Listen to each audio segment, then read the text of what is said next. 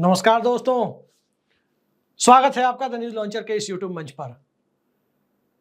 दोस्तों, आजकल एक अजब सा चलन देखने को मिल रहा है और चलन यह है कि अब तक आप देखते थे कि मोहरा बनाने का खेल सियासतदान आपस में खेलते थे। मोहरा बनाने का खेल एक दौर में कॉरपोरेट और सियासतदान दोनों मिलकर खेलते थे, लेकिन कभी आपने सोचा भी नहीं होगा कि कॉरपोरेट और पत्रकार मिलकर, कॉरपोरेट और कुछ गोदी चैनल मिलकर के किसी साफ सुथरी पत्रकारिता की प्रतिमूर्ति माने जाने वाले व्यक्ति को मोहरा बनाने की कोशिश करें। और क्यों मोहरा बनाने की कोशिश करें? सिर्फ इसलिए क्योंकि एक नियामक संस्था के चेयरमैन को बचाना है, सिर्फ इसलिए क्योंकि कांग्रेस की कमजोरियों पर पर्दा डालने की आड़ में सत्ता और कॉरपोरेट के नेक्सस को यूं ही चलते रहने दिया जाए और उस पर कोई बोल ना पाए। दरअसल मैं बात कर रहा हूं उस प्रकरण की जिस प्रकरण को लेकर पिछले 3 दिनों से सोशल मीडिया पटा पड़ा है। और आज के पहले का कोई भी दौर देखिए, किसी भी दौर में कोई भी पार्टी चुनाव हारी हो, कोई भी पार्टी हो, क्या कांग्रेस, क्या भाजपा, क्या जनता दल और क्या पश्चिम बंगाल में वाम मोर्चे का सिराजा बिखरा हो, हर दौर में पत्रकारों ने आलोचनात्मक समीक्षा की कि आखिर कारण क्या रहा कि अमुक पार्टी बिखरती चली गई, कारण क्या रहा कि जीती हुई बाजी हार गई। कई बार ऐसा होता रहा है, कांग्रेस पार्टी में भी हुआ, बोफोर्स से लेकर अब तक यही हुआ। और चूंकि संगठनात्मक कमजोरी कांग्रेस पार्टी की है, तो उस संगठनात्मक कमजोरी के ऊपर जाने माने पत्रकार अशोक वानखेड़े ने कुछ कह दिया। उसके बाद ऐसा लगा कि बहुत लोग इस मौके की ताक में थे, एक ऐसे मौके की ताक में जो उन्हें मिल नहीं रहा था। और अब जो मौका उन्हें हाथ लगा, उस मौके की आड़ में अशोक वानखेड़े नहीं है। अशोक वानखेड़े को कहीं किसी से फायदा नहीं लेना है। अशोक वानखेड़े पिछले 35-40 सालों से पत्रकारिता कर रहे हैं और सबकी आलोचना करते हैं। क्या अशोक वानखेड़े ने लवासा सिटी पर नहीं बोला था? लवासा सिटी के मुद्दे पर उस समय यूट्यूब नहीं था, टेलीविजन चैनलों पर बैठ करके जो नहीं बोलना चाहिए उस सच्चाई तक को बोला था। तो क्या शरद पवार से उनके रिश्ते खराब हो गए थे? शरद पवार ने अपनी पार्टी के सम्मेलन में पुरानी परंपराओं का निर्वहन करते हुए, जिसमें पत्रकारों और दूसरी फील्ड के इंटेलेक्चुअल्स को बुलाया जाता था, अपनी पार्टी के कन्वोकेशन में बुलाने का काम किया।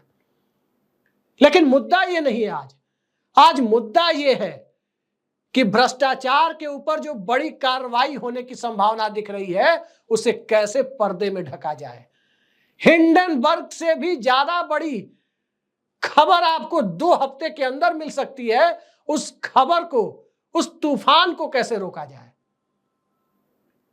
अशोक वानखेड़े और वेणुगोपाल, कांग्रेस के संगठन मंत्री को आमने सामने करने के पीछे का असली मकसद यही है। चूंकि वेणुगोपाल संगठन मंत्री है, 2.5 दर्जन से ज्यादा चुनाव उनके संगठन महासचिव रहते हुए कांग्रेस पार्टी गंवा चुकी है। अलग अलग राज्यों के चुनाव, लोकसभा के चुनाव, 2.5 दर्जन के करीब चुनाव गंवा चुकी। तो सवाल यह उठता है कि क्या इस पर कोई पत्रकार सवाल नहीं उठाएगा? निश्चित तौर पर उठाएगा। और यही कारण है कि अशोक वानखेड़े ने जो सवाल उठाए हरियाणा चुनाव में, जिस मुद्दे को लेकर, वेणुगोपाल ने अपनी जुबान नहीं खोली।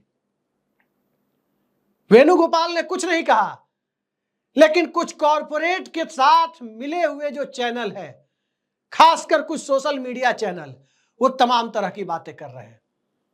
आपने देखा होगा एक यूट्यूब चैनल को, मैं भी पहले वहां से जुड़ा हुआ था, और उस यूट्यूब चैनल को आपने देखा होगा कि किस तरह की खबर आई थी। अडानी ग्रुप के समर्थन में किस तरह का वीडियो वहां बनाया गया था। ऐसा लगा कि अडानी ग्रुप का बचाव करना है इस देश में पत्रकारिता धर्म हो गया है कुछ लोगों के लिए। और फिर उसके ऊपर कहीं सवाल पूछा गया तो अशोक वानखेड़े जी ने अपनी सारी बातें रख दी थी। अब देखिए इस मामले को उस चैनल ने कैसे लपकने का काम किया है। जो चैनल अडानी ग्रुप का बचाव कर रहा है, जो चैनल हिंडनबर्ग की रिपोर्ट पर कुछ बोलता नहीं है, वो चैनल वेणुगोपाल और अशोक वानखेड़े ने जो आरोप लगाए वेणुगोपाल के ऊपर कि किस तरह से टिकट बांटे जाते हैं जिसकी वजह से कांग्रेस जीती हुई बाजी हारती है, उसको लपक कर दूसरे कोने पर ले जाया जा रहा है। क्यों ले जाया जा रहा है दूसरे कोने पर? क्यों ले जाया जा रहा है? इसके पीछे का असली मकसद दरअसल यह है कि अडानी ग्रुप में काम कर चुकी माधवी बुच, जो अभी सेबी की डायरेक्टर है, सेबी की चेयरमैन है, security and exchange board of India, Hindi में कहें तो भारतीय प्रतिभूति विनिमय बोर्ड, उनकी पेशी होने वाली है पीएसी के सामने, संसद की लोक लेखा समिति के सामने, जिसे कुछ मामले में एक क्वासी जुडिशियल बॉडी जैसी ताकतें प्राप्त है। और उस पीएसी के चेयरमैन का नाम केसी वेणुगोपाल है। अब इस कनेक्शन को समझने की कोशिश कीजिए। माधवी बुच को बचाना है, केसी वेणुगोपाल और अशोक वानखेड़े के बीच जितनी ज्यादा खबरें चलेंगी एक क्लिप को लेकर के, केसी वेणुगोपाल डिफेंस में आएंगे। और जब वो डिफेंस में आएंगे, जब वो बचाव की मुद्रा में, रक्षात्मक मुद्रा में आएंगे, तो वहां पर अडानी ग्रुप की पूर्व, उनके जिनके साथ कनेक्शन था अडानी ग्रुप के साथ, माधवी बुच का, वो माधवी बुच 25 अक्टूबर को पीएसी के सामने जो पेश होने की उनकी चर्चाएं हैं, या तो उन्हें पेशी से राहत मिल जाएगी, या पेशी के दरमियान कड़े सवाल नहीं पूछे जाएंगे, या फिर उस पेशी के पहले इस विवाद को उछालकर इतना बड़ा बना दिया जाए कि पीएसी के चेयरमैन केसी वेणुगोपाल खुद ही एक विवादास्पद एंटिटी के तौर पर सामने आने लगे, जिससे माधवी बुच का काम आसान हो जाए, जिससे कल को यही सोशल मीडिया में बैठे हुए लोग ये कहने लगे, या यही गोदी मीडिया के लोग ये कहने लगे कि जो व्यक्ति खुद इस तरह से टिकट बांटता है, अशोक वानखेड़े जी ने तो कहा था, वो व्यक्ति माधवी बुच से पूछताछ कर रहा है। इस तरह का नैरेटिव सेट करने के लिए ये अभी से कोशिशें चालू है। यानी निशाना तो माधवी बुच को बचाना है कि पीएसी के सामने कड़े सवाल ना हो। निशाना यह है कि वहां पर जो सवाल पूछे जाए वो पब्लिक डोमेन में और मीडिया में ना आए। और बहाना अशोक वानखेड़े है। यानी अशोक वानखेड़े के मुंह से जो एक बात निकली, कांग्रेस पार्टी में टिकट कैसे बांटे जाते हैं, उस प्रकरण को लेकर जो बात निकली, उस प्रकरण को वेणुगोपाल के साथ जोड़कर इतना हाईलाइट कर दिया जाए, इतना हाईलाइट कर दिया जाए, जिससे आगे लोगों को लगे ये वेणुगोपाल नाम का व्यक्ति हर मोर्चे पर फेल है। क्या केपीएस गिल भारतीय हॉकी में फेल हो गए, हॉकी को चलाने में, तो ये मान लिया जाए कि केपीएस गिल पंजाब को चलाने में भी फेल हो जाते? जी नहीं, केसी वेणुगोपाल की वो भूमिका दूसरी है। वो एक सांसद और पीएसी चेयरमैन की भूमिका है, और देश उनसे यह अपेक्षा रखता है कि कड़े से कड़े सवाल पूछे जाए, और हो सके पीएसी अपनी ताकतों के दायरे में माधवी बुच के खिलाफ कार्रवाई करे। ये इनसाइडर ट्रेडिंग जैसी कथित बातें कैसे सामने आई, क्यों इसकी इजाजत दी गई? और केसी वेणुगोपाल की एक संगठन के, कांग्रेस के संगठन को चलाने वाले एक व्यक्ति के तौर पर जो भूमिका है, अशोक वानखेड़े जी ने सवाल उस पर खड़े किए थे।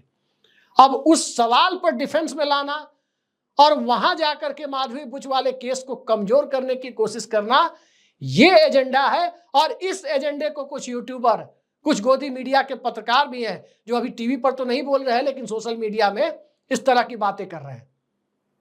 तो ये सारी चीजें जो हो रही है, उसके पीछे सिर्फ और सिर्फ अडानी समूह और माधवी बुच के बीच क्या संबंध रहे हैं, सेबी की चेयरमैन माधवी बुच के बीच, इसको कैसे पर्दा डाला जाए, इसको कैसे दूसरे डायरेक्शन में ले जाया जाए, किस तरह से पीएससी के मामले को रफा दफा किया जाए ताकि एक बड़े बवंडर का रूप न ले सके, ये यही कोशिश है। ये भैंस और घंटी वाली बात है कि बोफोर्स का मुद्दा वीपी सिंह ने उठाया तो सेंट किट्स में उनके बेटे का नाम डालकर उनको बदनाम कर दो। यही खेल अब खेला जा रहा है। इसलिए मैंने कहा कि अशोक वानखेड़े तो बहाना है, माधवी बुच को बचाना असली निशाना है। आगे आगे देखते जाइए किस तरह की चीजें अभी और आने वाले वक्त में होती है। सोशल मीडिया तो भरा पड़ा है, अभी और चीजें आपको देखने को मिलेंगी। फिलहाल के लिए इतना ही। नमस्कार।